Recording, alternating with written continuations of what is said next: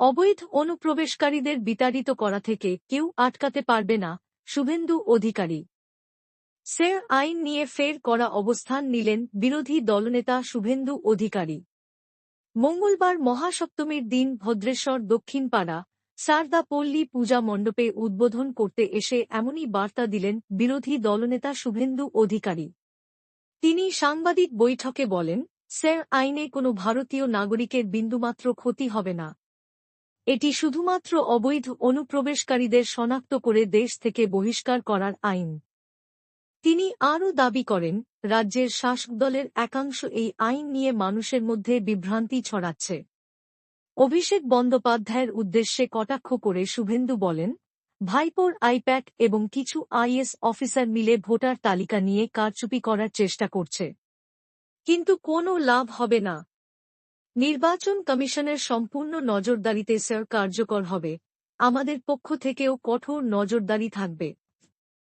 বিরোধী দলনেতা স্পষ্ট বার্তা দেন, অবৈধ অনুপ্রবেশকারীদের দেশ থেকে বিতাড়িত করা হবে, এই প্রক্রিয়া কেউ আটকাতে পারবে না।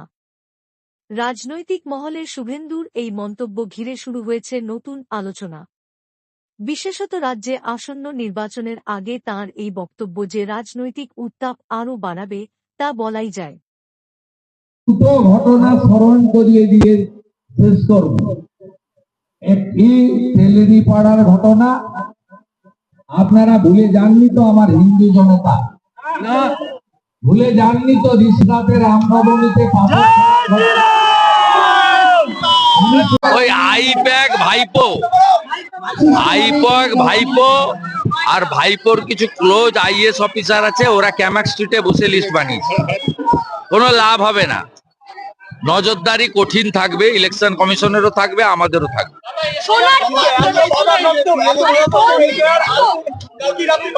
যারা এসআইআর হবে না বলেছিল ওদেরকে প্রশ্ন করুন।